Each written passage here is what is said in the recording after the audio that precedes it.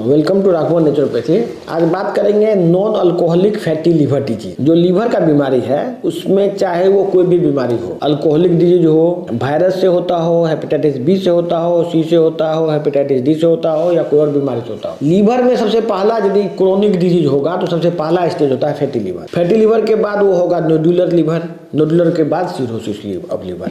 ये 3 स्टेज से लीवर गुजरता है, चाहे को किसी भी तरह का इंजरी हो। तो जो सबसे पहला जो इंजरी है उसमें सबसे पहला जो सिम्टम होता है फैटी लीवर का होता है। यदि किसी को फैटी लीवर है तो चांसेस है कि उसका लीवर फेल हो सकता है लॉन्ग रन में। और पहले ऐसा जरूरी नहीं है कि दारू पीने से होता हो। Most common cause of fatty liver या लीवर फेलियर या सिरोसिस भोजन है। जो आप लीवर का ट्रीटमेंट लेते हैं किसी भी डॉक्टर से, वो जो रिकमेंड करता है डाइट, वो डाइट से ही लीवर फेल होता है। वो डाइट से ही बेसिकली जो भी बैलेंस डाइट प्रिस्क्राइब करते हैं, बैलेंस डाइट आजकल जो ट्रेंड चला हुआ है बैलेंस डाइट खाने का, तो ये बैलेंस डाइट एडवोकेट किया जाता है एलोपैथ के द्वारा कि बैलेंस डाइट खाओ। बैलेंस डाइट में जो इंग्रेडिएंट होता है उसमें 80% कार्बोहाइड्रेट होता है और बहुत ही 10% फैट और 10% प्रोटीन, ये इसी टाइप का लगभग इसी रेशियो के अराउंड घूमता रहता है। ये जो कार्बोहाइड्रेट है और बहुत जगह जो ये बताया जाता है स्वीटनर, जो आर्टिफिशियल स्वीटनर वगैरह जो मिला के जो कॉकटेल बनता है, जो कि रिकमेंड किया जाता है डॉक्टर्स को पेशेंट को खाने के लिए कि भाई ये खाओ, तो वो इसी की वजह से लीवर फेल होता है। ऐसा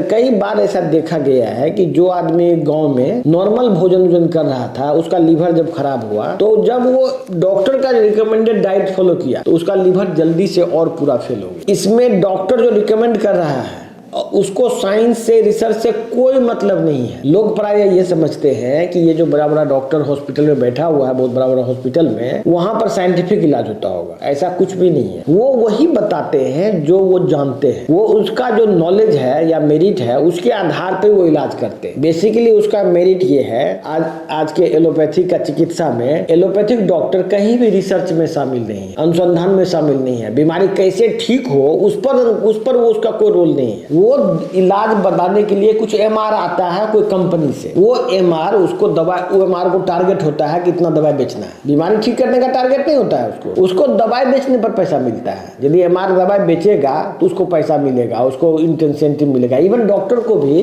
दवाई बेचने पर इंसेंटिव मिलता है। भले ही सरकार उसको गैर कानूनी घोषित कर दिया, लेकिन उसको जितना दवाई बेचेगा उतना इंसेंटिव मिलेगा। हॉस्पिटल को भी दवाई बेचने पर इंसेंटिव मिलेगा, पेशेंट का ऑपरेशन करने पर इंसेंटिव मिलेगा, बीमारी ठीक करने पर का कहीं रोल नहीं वहां पे। प्लस डॉक्टर का जो टीचिंग है उसमें भी बीमारी ठीक करने के बारे में कहीं कुछ नहीं है। बीमारी का जो रिसर्च है, बीमारी का इलाज का जो रिसर्च है उसमें भी डॉक्टर शामिल नहीं है। कौन लोग रिसर्च कर रहा है? जो लोग दवाई बेच रहा है। मेडिकल प्रोफेशन में सबसे ज्यादा एजुकेटेड कौन होता है? डॉक्टर होता है। डॉक्टर रिसर्च नहीं करता है। रिसर्च करना सबसे वैल्यूएबल चीज है। सबको बताया जाता है कि रिसर्च हो रहा है, अनुसंधान हो रहा है, लेकिन अनुसंधान कर कौन रहा है उसमें? वो डॉक्टर नहीं कर रहा है। डॉक्टर के बारे में ये कहा जाता है कि बहुत इंटेलिजेंट होता है, ये नीट पास करता है, बहुत टफ कंपटीशन होता है, उसके बाद वो जाता है वहाँ क्या रिसर्च कर रहा है? क्या वो अनुसंधान कर रहा है? क्या उसका रोल है वो बीमारी को ठीक करने में या उसके रिसर्च में? आखिर डॉक्टर का क्या रोल है? डॉक्टर एक सिंपल सेल्समैन दवा कंपनी का। इसी वजह से हमारे जैसे डॉक्टर ने उस पद्धति को छोड़ दिया और हम अपना पद्धति, मतलब जो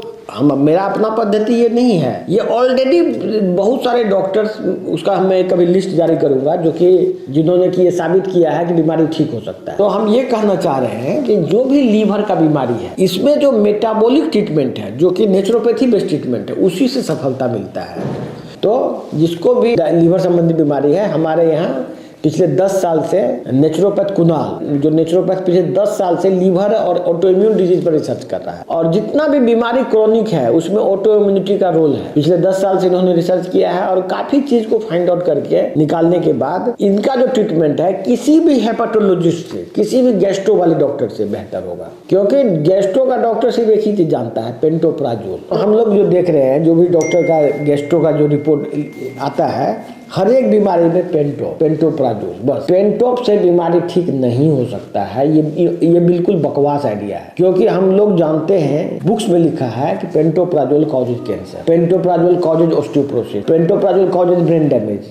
आदमी कब तक खा सकता है उसको? हो सकता है कि एक दिन खा ले, गैस उसका नहीं बनेगा उसके, लेकिन उसको कब तक खा सकता हो? यदि ज्यादा दिन तक खाएगा तो वो सर्वाइव करेगा आदमी जीवित ही नहीं रह सकता है, क्योंकि पेंटोप्राजोल पेट में गैस बनने को रोक देता है, मतलब एसिड बनना रोक देता है।